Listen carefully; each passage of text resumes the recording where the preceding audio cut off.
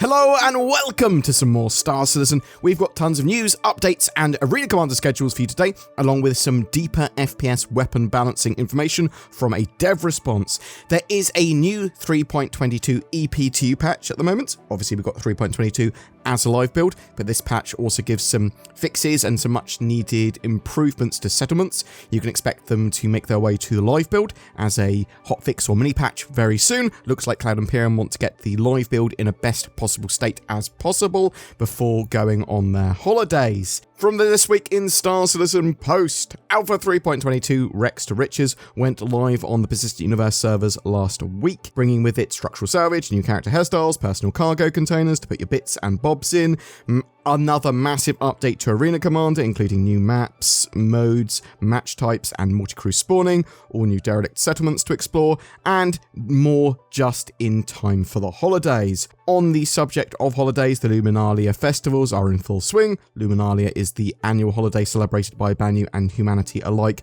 on the 22nd of December, and we're counting down the days with gifts in the verse and 2 contests with chances for you to win some treats. So you can open your Luminalia calendar any day up until the 8th of January, I believe.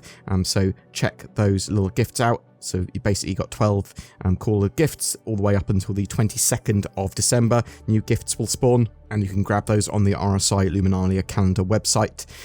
There's also ships for sale, stuff like that. There's a greeting card contest. There's some cool modes in Arena Commander. There's CIG staff members taking to Arena Commander game modes as well, and if you beat a particular staff member at a particular time, you can win yourself an X1. I'll chuck all that sort of info down in the comments below. There's also a referral bonus at the moment, so if you refer a friend and they purchase Star Citizen up until the 8th of January, they spend like at least $40, then you'll both get a full suit of armor and equipment for your characters. CIG were also at DreamHack, Star Citizen, like Intel hybrid booth was there. Interested to know if anyone actually went there, was at DreamHack, and what did they think? Because I wasn't there, and I don't know actually too much about that Intel sort of Star Citizen booth. What's going on for the rest of the week then? Tuesday, we've got a Galactopedia update. This typically gives us a load of extra information about planets and systems and some cool like manufacturers, bits like that. It's actually pretty good information. At some point, this is going to be integrated in-game as well as part of the star map or whatever. Friday, we've got the Jumptown Global Event returning. That's going to have a new island on Hurston as well as a new Jumptown location. We also have the December issue of Jump Point magazine for RSI subscribers. Something worth mentioning as well is Inside Star Citizen and Star Citizen Live are officially on hiatus. We will see them back in the new year. Saturday, a fan event, Anzia Racing are going to be doing some racing with their Ignition Expo event. You can check that on the Anzia Racing Twitch channel. The starting pistol will go off at 3 PM UTC. Arena Commander experimental modes. So there's a schedule for this now. Gun Rush is enabled indefinitely, as are various master modes tests as well. The Luminalia Team Elimination mode is available until the 8th of January. From now until the 24th of December, you can try out Battle Royale as that experimental mode. And then we've got the 24th to the 31st of December, Team Tank Battle. The 31st of December to the 7th of January, you've got Master Modes Duel. From the 7th of January to the 14th of January, we've got Single Weapon Elimination with the AO3 Sniper Rifle and Tank Royale. Remember, multi-crew is also available in Arena Commander now, affecting things like Team Tank Battle as well. We know a ton of FPS updates and improvements are coming to Star Citizen over the next few months. CIG have been doing various balance updates even in the latest 3.22 patch, and there was an FPS balance and time to kill question on Spectrum. And the question read as, is there any chance we get a write-up of what the current intentions are with the FPS rebalancing going on? Some of it just seems weird, and I'm having trouble wrapping my head around the reasons for it outside of wanting to push the time to kill up. Like, it seems that every gun has the same kills per mag, but some guns have 30 round mags and some have 100 round mags. It makes anything with lots of shots seem like a pea shooter. Like the Demeco feels like a heavy SMG and not a light machine gun.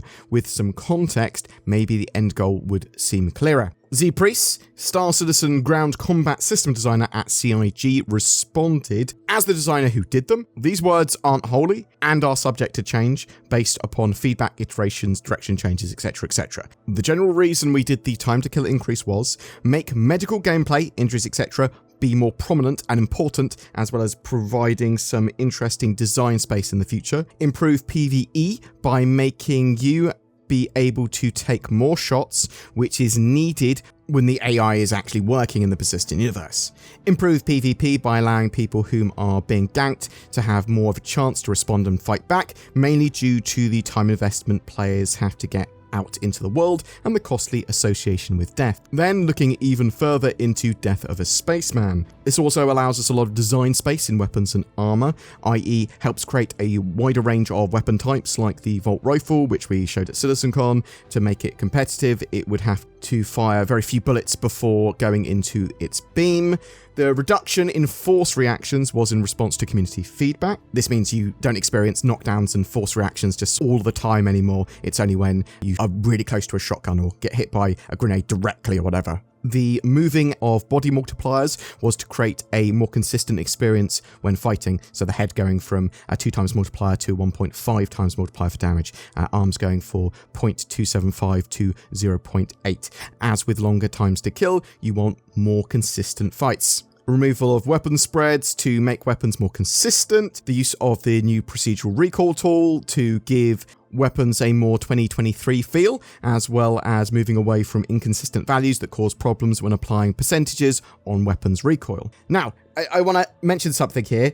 There is a bit of confusion exactly what the dev is talking about from my point of view. He says, as his next line, in general there are some issues making the current 0.9 feel far too long. Not entirely sure what that 0.9 is referencing. I think it's fine to replace the 0.9 with current time to kill. So in general, there are some issues making the current time to kill feel far too long. Equipment blocking bullets, strafe speeds being far too long, desync, barrel offset from recoil, tuned down on some guns since early PTU, more coming. Barrel offset reset bug affects the P4 the worst. It's a default gun to a lot, which is causing a lot of people to think it's far longer. Aim down sight spread is present on some weapons when it shouldn't be. Again, they reference the 0.9, although Zin says maybe it's on average 0.9 kills with each magazine. If you know what that is, if you know what you think it is, 0.9, referring to there, please chuck it in the comments below. I'd love to know what you think it is or what you know it is. But I'll continue. The time to kill in general could still be too long. We want to play with fixes on the above before coming to that conclusion though. Some of the above are easy to fix on design side, some need some engineering support.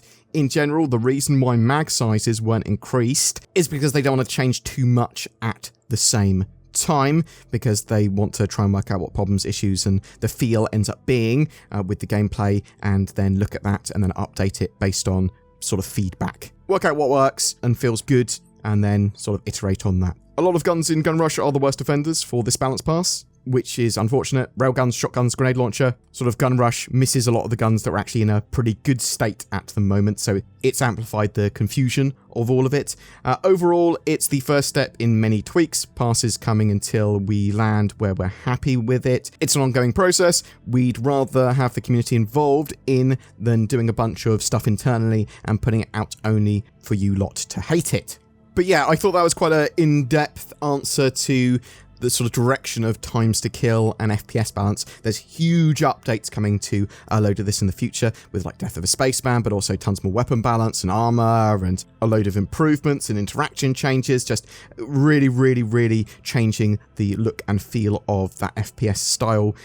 Loads of those Squadron 42 improvements coming into the persistent universe over the next few months. But yeah, I'm really interested to know what you think of the weapon balance changes they made in 3.22 and the increases to times to kill and the normalization of a lot of the combat. Do you like the direction that's going? Do you dislike it? Why? Are you playing in Alpha 3.22 at the moment? What are you thinking of that patch? I've been having a great time. Really stable for me. Able to play, spawn ships, do a load of missions. Haven't had much in the way of problems yet, but to be honest, I've mostly been playing in Arena Commander, multi-crew in Arena Commander, very good fun. Get involved with that. Are you enjoying the Luminalia Festival? Have you been playing in the replication layer tests on the preview branch? Are you looking forward to Jumptown being run on the 22nd onwards? Or do you think it's going to cause terrible problems with the servers? Whatever your thoughts and questions, I'd love to hear from you in the comments below.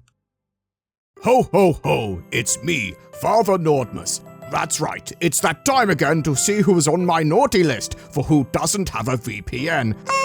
No, that's Northern Claus! Grass from Northern Claus, Timmy. You should be scared of not having a VPN. As you know, Father Nordmus punishes all that disobey him. It's the perfect Nordmus present, Timmy. There's no excuse. I can see all of your website history, and I'm going to sell all of your data, Tim. NordVPN helps protect your online activity, gives you greater accessibility to the content you want by changing your location, and much, much more. Go to nordvpn.com/BoredGamer before Das Northern Claus finds you. Every month we have a Star Citizenship giveaway. For December, we are giving away a Drake Corsair. It's the winner of the 2953 Ship Showdown and one of the stars of the Intergalactic Aerospace Expo. This fantastic multi-role, multi-crew, long-range mission runner can do a bit of everything in-game, and it has a penchant for exploration. Just comment on any of my videos during December to be in for a chance of winning that. There are further details in the description below. A big thank you to everyone that goes the extra mile in supporting the channel via Patreon or the join button under my videos and becoming a channel member. It will net you some exclusive content from Zin and I, but also it really does help us to be able to create daily Star Citizen content, as does sharing these videos and commenting. Thank you so much for watching, and I hope to see you in the verse.